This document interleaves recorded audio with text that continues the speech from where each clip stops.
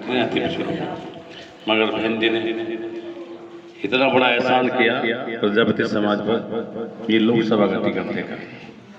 और ऐसी लोकसभा है जहाँ पे 2 बार का मंत्री, बड़े ताकत रखने वाले मंत्री, सत्ता उनके हाथों में, उनके सामने लड़ा दिया। तो कहीं ना कहीं एक छोटे से सिपाही को वहाँ लड़ाने का मतलब बहन जी का, उनसे मालूम है बहन जी को ये अति पिछड़ा समाज, पाल कश्यप प्रजापति समाज 35% है, 5 से 5.5 लाख है।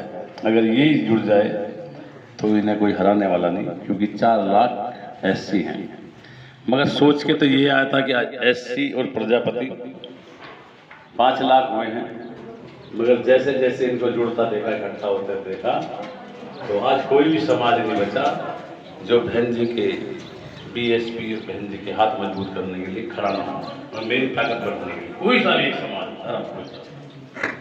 मुस्लिम जो इंतजार कर रहा था वो मंत्री रहा, उन्होंने कहा है जब तुम्हारे पास 5 से 7 लाख वोट है, किसी के पास तो 50,000 वोट होगी, जो 2 लोग लड़ रहे हैं उनके पास 1 लाख में 50-50 आ गए, उसमें से भी 20% हमारे पास है। तो मैं आपको बता देना चाहता हूँ कि मुजफ्फरनगर सीट पे 17-18 लाख वोटों में से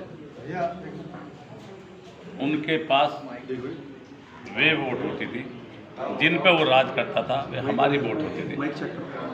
एक हिंदू मुस्लिम के, एक हिंदू के नाम पे वोट लेता है, दूसरा मुसलमानों के नाम पे वोट लेता है, एक हिंदू मुस्लिम में बांट देता है, हिंदू को मरवाता है, एक मुस्लिम को मरवाता है। वे ऐसे लोग हैं दोनों पार्टियां, आपको मालूम है।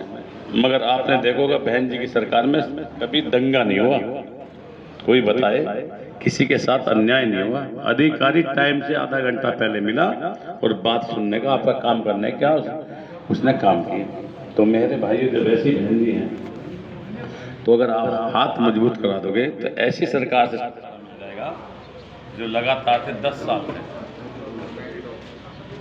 10 साल में ऐसी जातियों का उत्पीड़न किया, मुसलमानों की बेइज्जती करने का काम इसने किया, दलितों का आरक्षण छीनने का ये काम कर दिया। जितना बड़ा किसान मजदूर, किसानों को क्या मिला? किसानों को 80 रुपये 2 बार में बढ़ाने का काम बहन जी ने किया था। अब तक 10 रुपये नहीं बढ़ा पाए 10 साल में। तो जब किसानों को मार देंगे लोग, ये पार्टी किसान को मारना चाहती है, बच्चा क्या दुनिया में? किसान सबसे बड़ी ताकत है, हिंदुस्तान के को पालता है। अब किसान नहीं मर जाए, किसान लाठी खा रहा दिल्ली में, किसान शहीद हो रहा दिल्ली में, इस चीज़ के लिए, अपने हकों के लिए। जब यहाँ इसमें हकी किसी का नहीं तो बचेगा किसी। तो मैं आपके बीच में आया हूँ, काफ़ी लंबा जाना है, 1 महीने से लगातार मुजफ्फरनगर में घूम रहा हूँ।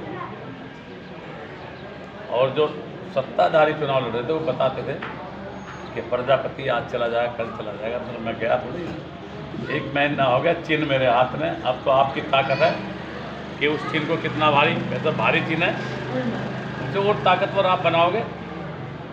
और देख लेना मेरे भाइयों, मैं बता देना गलत